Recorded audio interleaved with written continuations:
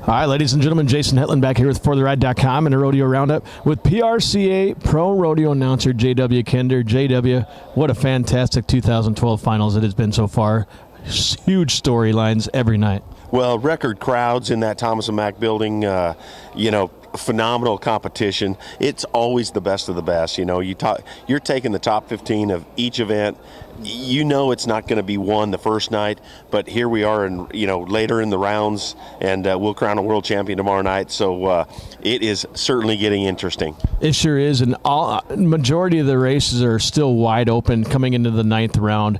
It just tells you how close it's been all year. But one has already been crowned, 10-time all-around champ of the world, Trevor Brazil. But the Cinderella story of the 2012 finals is the finals that Mary Walker's having her first NFR at 53 years old and win 4 rounds on latte. What a fantastic story. It's unbelievable. There's always something like that occurs here at the Wrangler NFR. Last year it was probably Casey Field, winning 6 rounds against a talented field of 14 other cowboys, like Bobby Moat and Will Lowe and all them guys. But we are starting to see a new generation, like the Tough Cooper, Casey Field. You look at the Bull Riders. I mean, there is a slew of them cowboys that could win a world title this year. Mary Walker is probably the Cinderella story, though.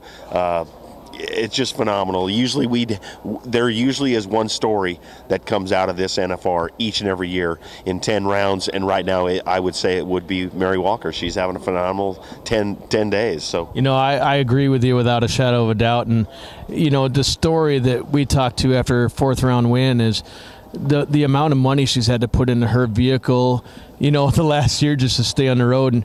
And she's sitting at the top of the standings right now for the Top Gun Award and may not have to worry about that anymore after tomorrow night. Well, they always say, I rodeoed for a period of my life, and they always say if you make it to the Wrangler NFR, whatever you win here, that's profit, because so many of these cowboys will spend what they earn. If they come in here with 60, 70,000, a lot of them guys have already spent that. So, the Luke Branquinos will tell you, any tie-down roper, barrel racer, they will tell you whatever they get out of here in Vegas with is their profit. So, Trevor Brazil might be the only cowboy that might not, spend what he does at the end of the year, because he's already won 300,000, and I can't envision him spending 300,000 out on the road. But there you go again. He's a multi-event athlete. So, but you take the bareback riders, plane tickets, and because they're flying all over the place. So, especially to make it right here, whatever they win here, and of course, 95,000, she probably spent 100 on the road. So, and we're going to switch gears a little bit from the NFR to. You're taking on a little bit of a new endeavor here.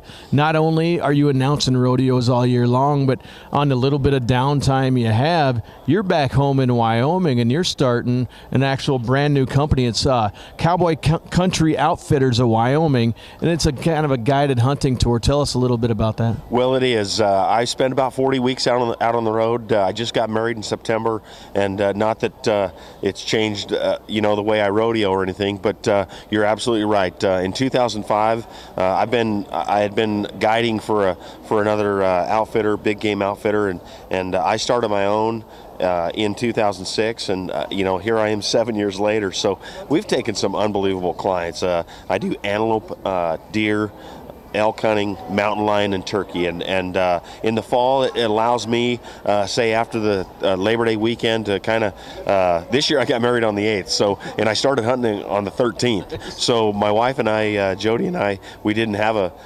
honeymoon, because I started guiding clientele coming in for antelope, deer, elk, and mountain lion will be starting here in January. So here it is, the middle of December already, and it's been a unique unique opportunity for me to still do what I love to do and not call it really a job, because I guide about 45 days out of the year. I usually start about the 15th of September, and normally by Halloween I'm pulling my camps and bringing stuff back in because of the weather, So I hunt in the central Wyoming, which all of my hunts are private land.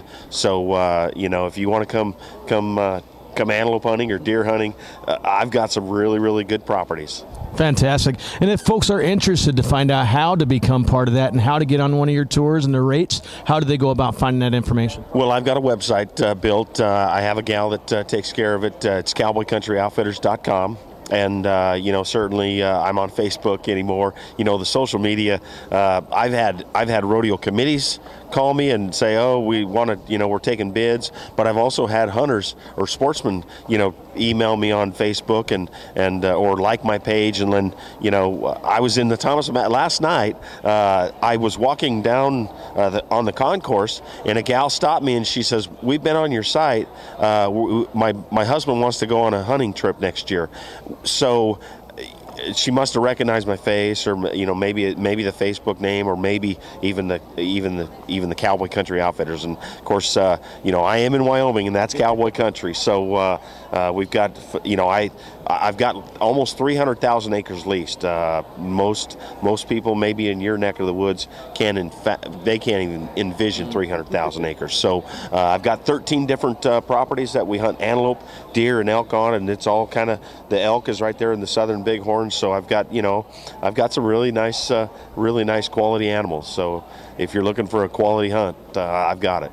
Fantastic. That sounds great. And I think I'm going to be joining you here once my schedule allows me to do so as soon as I can. This is Jason Etland of ForTheRide.com and the Rodeo Roundup with PRCA Pro Rodeo Announcer and owner-operator of Cowboy Country Outfitters of Wyoming, J.W. Kinder.